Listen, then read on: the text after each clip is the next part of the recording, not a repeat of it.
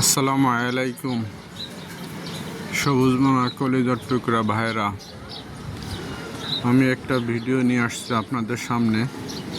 ভিডিওটা যে দেখবে বা অন্যকে দেখার সুযোগ করে দেবে, সকলেই উপকৃত হবে ইনশাল্লাহ। এই এখন নভেম্বর মাস, সেপ্টেম্বর, অক্টোবর, নভেম্বর, ডিসেম্বর বড়ই গাছে ফুল আসতেছে, ফুল থেকে ফল হবে। সবাই মিলে ফেব্রুয়ারি মাসে বড়ই খাবো, যাতে আপনারা সবাই মিলে সুন্দর মিষ্টি বড়ই খাইতে পারেন। সেই জন্য আজকের এই ভিডিওটা।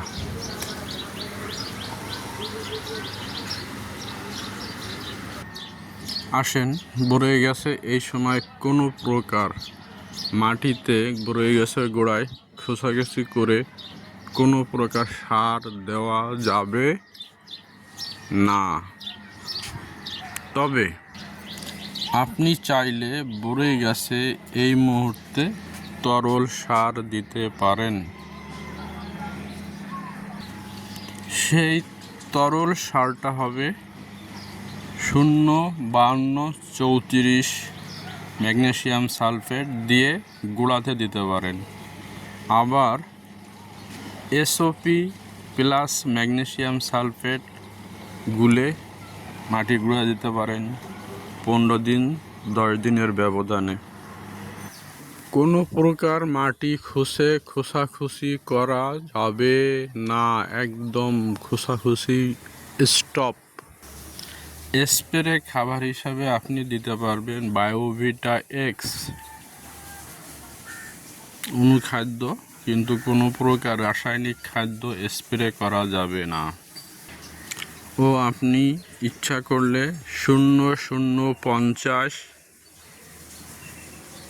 ও ম্যাগনেসিয়াম সালফেট অথবা এসওপি যদি দেন, তাহলে আপনার বড়ই গাছে পাতা সবুজ থাকবে ইনশাআল্লাহ, এবং গাছে কোনো প্রকার ফুল ফল ঝরা থেকে বিরত থাকবে।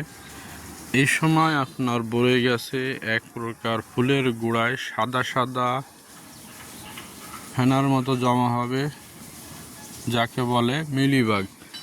এই মিলিবাগ মারার জন্য আপনি কোনো প্রকার কীটনাশক ব্যবহার করবেন না। শ্যাম্পু গুলিয়ে একটু হলুদের সাথে মিশিয়ে স্প্রে করবেন, ইনশাল্লাহ ঠিক হয়ে যাবে। প্রত্যেকটা গাছে যখন বড়ই সেট হয়ে যাবে, তখন আপনি ইচ্ছা করলে গাছে আবার খোসাখুসি করে ফল বড় করার জন্য আপনি রাসায়নিক সার ব্যবহার করতে পারবেন। যদি আমার এই ছোট্ট টিপসটা আপনাদের ভালো লেগে থাকে এবং সবাই যদি এত উপকৃত হতে পারেন, তাহলে অনুরোধ থাকলো আপনারা সবাইকে এই ভিডিওটা শেয়ার করে দিবেন ইনশাআল্লাহ। আমার বিশ্বাস, আমার এই ভিডিওটা থেকে আপনারা অবশ্যই উপকৃত হবেন। সবাই ভালো থাকেন, সুস্থ থাকেন। সবার সুস্বাস্থ্য কামনা করে আমি আজকের মতো রাখি।